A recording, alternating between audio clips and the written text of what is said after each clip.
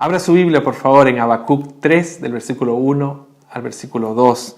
Habacuc 3, del versículo 1 al versículo 2. Y seguramente va a estar apareciendo ahí en pantalla también. Dice así la palabra del Señor. Oración del profeta Habacuc sobre Sillonot. Oh Jehová, he oído tu palabra y temí. Oh Jehová, aviva tu obra en medio de los tiempos hazla conocer. En la ira, acuérdate de la misericordia. Oremos. Querido Dios, te damos gracias por tu palabra. Queremos, Señor, reconocerte, honrarte a través de la predicación fiel de tu palabra. Pero también queremos, Señor, que tú puedas hablar a lo más profundo de nuestro corazón y puedas ser de fortaleza y consuelo en este tiempo. Ayúdanos a tomar buenas decisiones en este tiempo de crisis y que tu palabra, Señor, sea influenciando en nuestras vidas para eso. Gracias, Señor, por ello. En el nombre de Cristo Jesús. Amén y amén. Habacuc era un hombre lleno de emociones. Era un hombre que interpeló a Dios. Es un hombre que cuestionó a Dios por lo que él estaba haciendo en medio de la historia. Creo que tú y yo estamos también en esa situación, de alguna u otra manera interpelando a Dios. El por qué está pasando todo este tiempo de la pandemia, del coronavirus. Nosotros tenemos ya personas a quienes conocemos que de alguna u otra forma han sido atacadas, infectadas o tal vez están sufriendo por la crisis que nosotros estamos viviendo por causa de esta pandemia del coronavirus. Y cuando Dios actúa en la historia, muchas veces no la vamos a entender. Muchas veces no vamos a entender esa forma en la que Dios muestra sus propósitos. Habacuc tenía ese problema, no entendía por qué Dios hacía lo que hacía. Utilizó a los enemigos del pueblo de Dios para disciplinar a su pueblo. Lo interesante es que Dios no es un Dios reactivo. Dios no reacciona frente a la ofensa de su pueblo. Dios no actúa así. Si nosotros creemos de que Dios es soberano, todo está planificado, todo está destinado para cumplir sus propósitos. Por lo tanto, no es solamente una disciplina que viene a partir de una reacción de un Dios santo, sino es un Dios santo que tiene propósitos de amor para con sus hijos. Y ese trato del Señor, muchas veces nosotros no la vamos a entender. Ese trato del Señor con su creación, que quiere para sí, que reclama para sí otra vez, a través del sacrificio de Cristo, ese trato que el Señor hace con la creación, muchas veces nosotros no la vamos a entender. Por eso, cuando nosotros nos encontramos con este texto, nos damos cuenta que nosotros tenemos que cambiar de actitud. Tenemos que escuchar su palabra, orar de manera distinta para que nuestra actitud pueda cambiar delante de Dios. El versículo 1 dice, oración del profeta Habacuc sobre Sillonot. Miren qué interesante, porque esta oración es una oración que cambia de emoción. La palabra Sillonot significa eso, un cambio de emociones, un cambio de actitud, un cambio de perspectiva. Este texto es un desafío para nuestras vidas, para cambiar la perspectiva de cómo nosotros vemos esta situación. El versículo 1 dice, oh Jehová, he oído tu palabra y temí. En este tiempo es un tiempo que nosotros tenemos que tener una conversación honesta y franca con Dios, como lo tuvo Habacuc. El profeta se da cuenta que escuchar la palabra de Dios es la única forma de salir airoso de esta situación. La palabra le cambia la perspectiva. La palabra tiene esa posibilidad y ese poder en nosotros de poder cambiarnos la perspectiva. Le cambia la perspectiva y lo coloca Él en una situación y coloca a Dios en otra situación, la de un Dios soberano. Por eso el texto dice, he escuchado tu palabra, he oído tu palabra y temí. Aunque lo desconcierta, le trae esperanza. Aunque nos desconcierta muchas veces la forma en la que Dios actúa y la que su palabra confirma, eso a nuestras vidas nos trae esperanza y nos saca del valle del miedo para llevarnos a la montaña de la fe.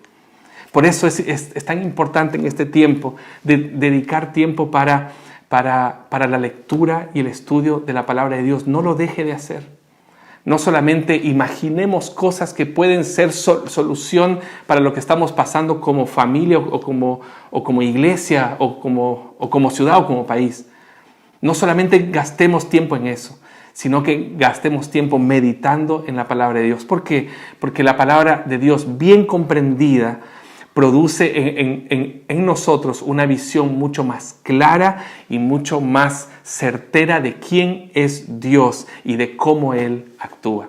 Por eso yo quiero invitarles hoy a que entendamos de que no podemos comprender a Dios, no podemos comprender sus propósitos si no es a través de la palabra de Dios. Por eso este tiempo es un tiempo para que el Señor nos invita para escuchar su palabra y temerle de la manera en que podemos tener esperanza.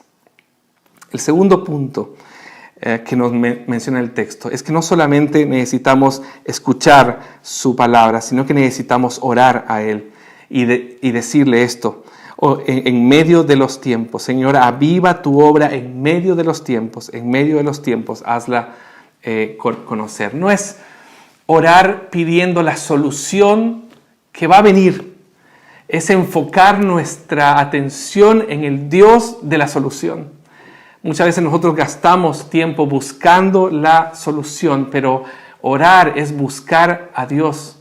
Orar es reconocer no que hay un Dios que nos va a proveer, sino en el Dios de esa provisión. La primera cosa que nosotros tenemos que enfocar nuestra vida no es estar esperando que Dios necesariamente venga a dar respuestas a nuestras circunstancias, sino confiar que Él ya tiene preparado esas bendiciones para nuestras vidas. Pero antes de hacer una obra en nosotros o antes de hacer una obra por nosotros, Dios quiere hacer una obra en nosotros. El profeta dejó de pensar en Él. En esta oración nosotros vemos que el profeta comienza a orar correctamente. El profeta comienza a orar entendiendo de que él tiene que salir del centro. Él deja de pensar en él deja de cuestionar el método de Dios, él deja de cuestionar los silencios de Dios y comienza a enfocarse y a confiar. Él decide confiar más en el Señor. Por eso, oh Jehová, aviva tu obra en mí, tu obra en nosotros, en medio de los tiempos. Y en medio de los tiempos, hazla conocer. Cambia la perspectiva y deja de estar preocupado por la situación o por la solución a su problema y comienza a preocuparse en el plan que Dios tiene para su vida, que tal vez no coincide con la solución que él pensaba para sus problemas, pero sí coincide con el propósito que Dios tiene para su vida. Es muy interesante eso, porque nosotros necesitamos entender, como les decía, que la disciplina de Dios no es una reacción de Dios a nuestra maldad. La disciplina de Dios es un acto soberano por el cual Dios decide tratar al mundo para que el mundo pueda conocerlo de mejor manera. Entonces, Habacuc deja de pensar en los méritos de su nación, deja de pensar en los deméritos de su nación y comienza a pensar en el Dios de su salvación. Habacuc ya no ora para que Dios cambie de plan. Lo que hace Habacuc en realidad es fija su atención en la obra que Dios podía hacer en la historia, en la historia de su nación, en la historia de la humanidad. Una oración bien enfocada nos lleva a tener una visión mucho más completa de la acción de Dios y de los propósitos de Dios para nuestra vida. ¿Cómo termina esto? Si yo tengo una visión correcta de Dios, si yo fijo mi atención en la obra perfecta de Dios, todo esto termina efectivamente cambiándome la perspectiva. Por eso, el versículo 17, un texto muy conocido. Por eso, y después de eso, de escuchar su palabra y de orar de manera enfocada, de manera en la cual podemos ver la acción de Dios. Por eso podemos decir en el versículo 17, aunque la higuera no florezca, ni en las vides haya frutos, aunque falte el producto del olivo, y los labrados no den mantenimiento, y las ovejas sean quitadas de la majada, y no haya vacas en los corrales, con todo, yo me alegraré en Jehová y me gozaré en el Dios de mi salvación. Jehová, el Señor, es mi fortaleza, el cual hace mis pies como de ciervas y en mis alturas me hace andar. ¿Por qué Habacuc puede decir eso? Porque dejó de enfocar su atención en la solución de su problema y comenzó a enfocar su vida, sus oraciones y sus expectativas en el Dios de su salvación. Ellos vivían de la agricultura. Por lo tanto, aquí no es solamente una poesía. Él está hablando, aunque el refrigerador, cuando falte la comida y aunque no tenga, Señor, ayúdame a confiar de que tú estás fuera de mi lógica, de que tú actúas con esos propósitos perfectos. Perfectos. Esto es otro nivel de espiritualidad. Nosotros estamos acostumbrados a ver a Dios como un medio para conseguir algo. Y Dios nos invita ahora, en medio de este tema, que no tiene control para nosotros, que nadie lo puede manejar. Dios dice, ¿ustedes creen que yo no puedo manejar esta pandemia? Yo puedo manejar esta pandemia. Entonces el punto no es la solución de esta pandemia. El punto es si tú estás enfocado en mí, en que yo voy a continuar siendo el Dios de tu salvación. Eso es lo que nos dice. Dios nos interpela de esa manera. Por eso nosotros podemos decirle, Señor, aunque la higuera no florezca, tú continuarás siendo el Dios de mi salvación. Nosotros necesitamos volver al Señor. Hemos estado mucho tiempo agarrados de nuestras vides. Hemos estado mucho tiempo agarrados de nuestras higueras. Hemos estado mucho tiempo agarrados de nuestros labrados y de los productos que nosotros hemos estado produciendo. Yo quiero decirle algo. Nosotros necesitamos descansar un poco de todo este consumismo, descansar un poco de toda esta cosa que nosotros estamos apegados a las cosas tangibles. Y nosotros necesitamos mirar un poco más hacia arriba y entender lo que hemos descubierto en estos tiempos de encierro, de que el valor de las cosas en realidad están en las cosas intangibles, en la virtud de poder ser familia, en la virtud del amor, del cariño. Hemos valorado mucho en este tiempo un abrazo, hemos valorado mucho el hecho de poder salir juntos como amigos. Ahí nos damos cuenta de que el valor espiritual de las cosas, tal vez en este tiempo, el Señor nos está llamando a ser más integrales en eso. Las cosas tangibles no necesariamente son algo malo, pero cuando se convierten en un fin en sí mismo y reemplazan a Dios, como ha estado pasando, entonces Dios nos trae entonces otra vez a ser cerca de Él, y nos dice, yo quiero continuar siendo el Dios de tu salvación. El texto termina de una manera maravillosa. Dice, Jehová el Señor es mi fortaleza. Yo lo creo. El Señor es nuestra fortaleza. No hay ninguna otra fortaleza en nuestra vida. El Señor es nuestra fortaleza, el cual hace mis pies como de ciervas. ¿Cuál es la característica de las ciervas? Que corren, pero corren en las alturas. Es muy interesante, ahí en las altas montañas. ¿Cuál es otra característica de las ciervas?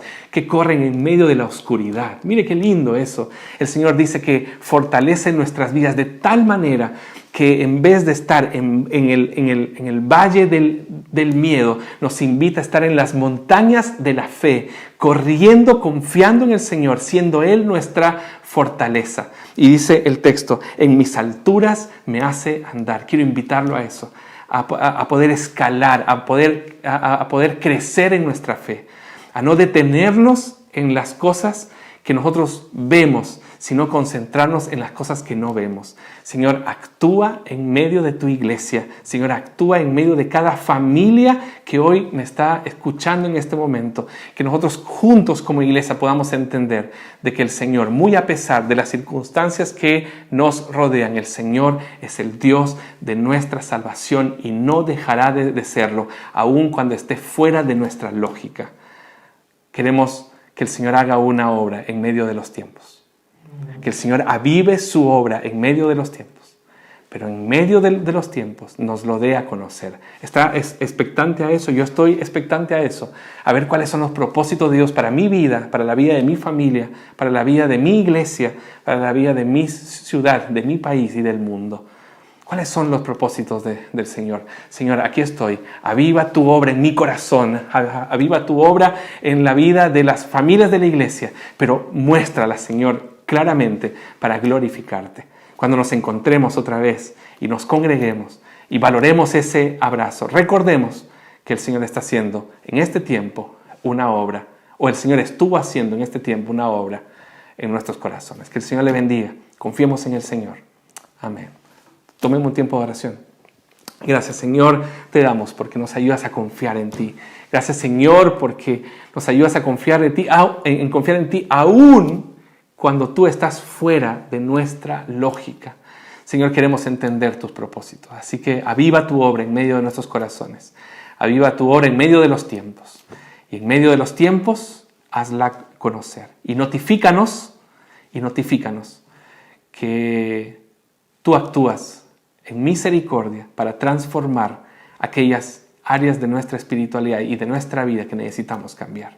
Gracias, Señor, por eso. Te amamos, Señor. Y gracias por tu palabra. En el nombre de Cristo Jesús. Amén.